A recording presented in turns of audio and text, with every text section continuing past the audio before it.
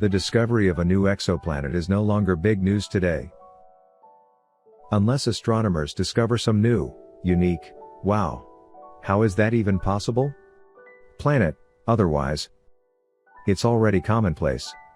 After all, it's been almost 25 years since the first planet outside the solar system was discovered, and the number of exoplanets found is now approaching 6,000, including unconfirmed ones.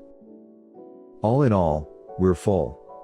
Another thing is the satellites of extrasolar planets, exomoons, which haven't yet been discovered, and they can be much more interesting than the exoplanets themselves. If there are planets in our solar system that have 7 satellites the size of the Moon or larger, Io, Europa, Ganymede, Callisto, Titan, Triton, and of course the Moon itself, then surely the exoplanets also have their exomoons.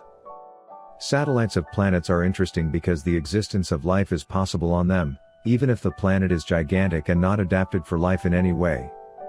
For example, quite a few giant planets have been found in the habitable zone. If they have large enough satellites, why wouldn't life arise on them?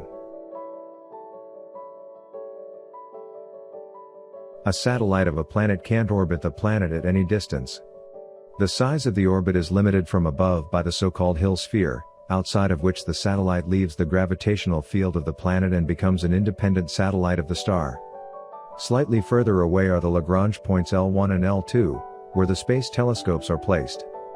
Neptune has a record radius of the Hill sphere in the solar system, about 100 million kilometers. The size of the orbit is also limited from below. When the orbit is too tight, the satellite is torn by the planet's gravitational force and ends up like Saturn's rings. This limit is called the Roche limit. Its essence is that the tidal forces exceed the satellite's gravitational self-attraction. The Roche limit depends on the ratio of the densities of the latter. If a satellite can deform like a liquid, then the Roche limit is almost twice as great. All satellites of the solar system are outside the rigid Roche limit, but some safely exist inside the fluid limit, for example, the 5 nearest satellites of Saturn. For the hottest Jupiters, the radius of the Hill sphere is close to the Roche limit. They by default can't have satellites.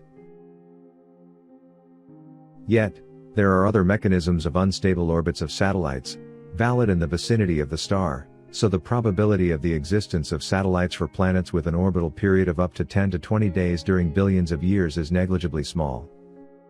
But we are most interested in the satellites of planets in the habitable zone.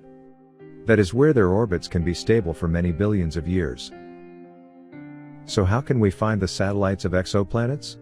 There are several variations, one of which is closely related to the size of the satellite. Judging from the solar system, the typical ratio of the satellite's total mass to the planet's mass is 1/10,000th. This is true for the Jupiter system, Saturn, with a slight excess at the expense of Titan, and Uranus.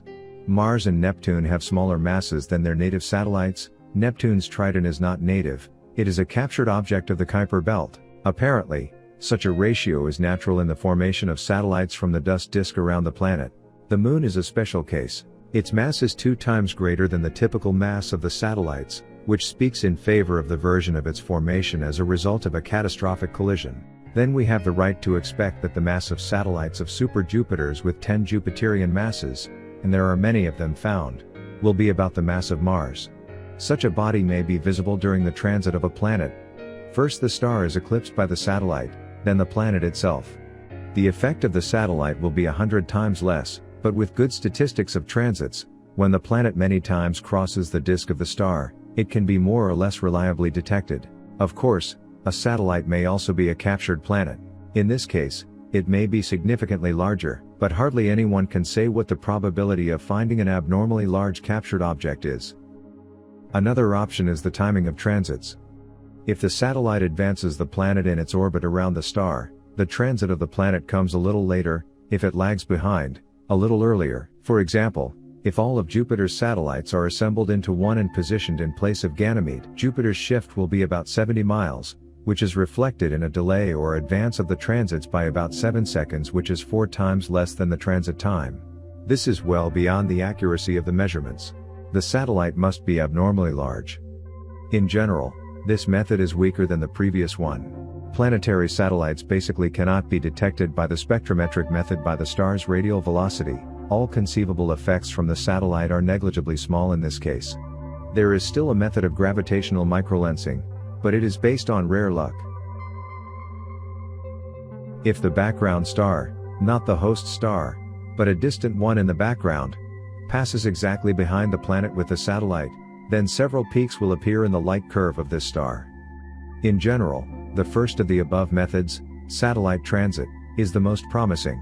It requires a very large array of observations.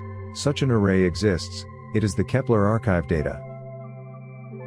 Kepler worked on the main program for a little over 4 years. It is not enough to reliably detect transits of satellites in the habitable zone, but there is no better data. At the moment, traces of satellites must be searched there, and it is quite possible that one satellite has already been found. The first hint of satellites was found on a planet with the following code name. It is a giant planet with a mass of 20 Jupiterian, on the verge of a brown dwarf. Transit showed that it has a huge system of rings. The rings have slits, and satellites must settle in those slits. Actually, they are the reasons why such slits appeared. That's all. There is no other information about the satellites. Another satellite was found by microlensing of a rogue planet, flying freely in space. It is difficult to say something about the mass of the planet and satellite. It may be a brown dwarf with a Neptune orbiting it, in other words, a gas giant, which is highly doubtful. In 2012, astronomers at the Pulkovo Observatory announced the possible discovery of a satellite of the exoplanet WASP-12b. This is a very hot Jupiter, orbiting a star in a day. During the transit of the planet observed bursts of brightness, which, according to the authors of the observations, can be interpreted as the passage of the exoplanet through the star spots or as a satellite that periodically merges with its disk.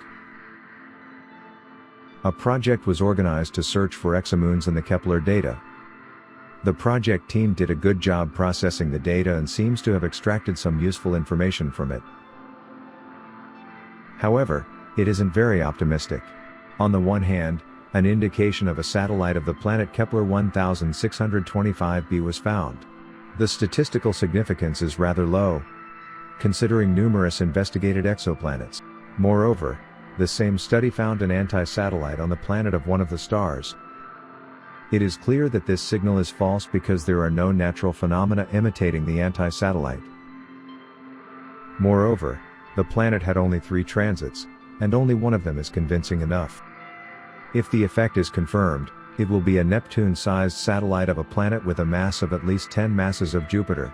The mass is estimated by the orbit of the supposed satellite, which corresponds to the captured planet. The satellite and the planet are in the habitable zone, which means that the heating is exactly the same as that of Earth. The orbit of the presumed planet is stable, lying deep inside the Hill sphere and well outside the Roche limit. The authors don't insist on the discovery and ordered an observation of Kepler 1625b with the Hubble telescope. It took place in 2017, but there is no published information yet, and thus no result. Another disappointing observation was obtained by adding the transits of many planets from the Kepler database. More than 300 exoplanets, which are the most promising for the search for satellites, were selected. Among the criteria were an orbital size between 1 and 0.1 astronomical units and good data quality.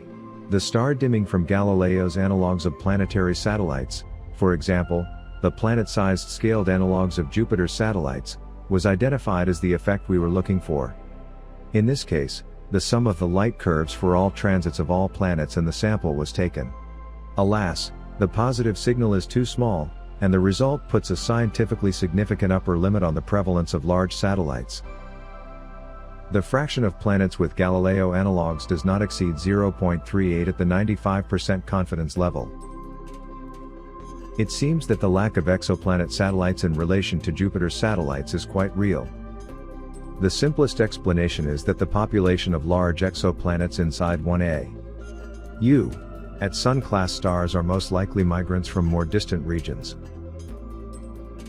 What happens to the satellites of the planets when they migrate? It is quite possible that they lose stability. Well, the conclusions are disappointing and don't inspire optimism at all. Does that mean that the topic is over and no one will be able to find exomoons? Not at all. Firstly, any work must be repeated for verification. Secondly, it is a huge amount of work, which is impossible for one team. By the way, the data are freely available. Thirdly, the future is for science, so new telescopes for observations with more expanded capabilities will surely appear.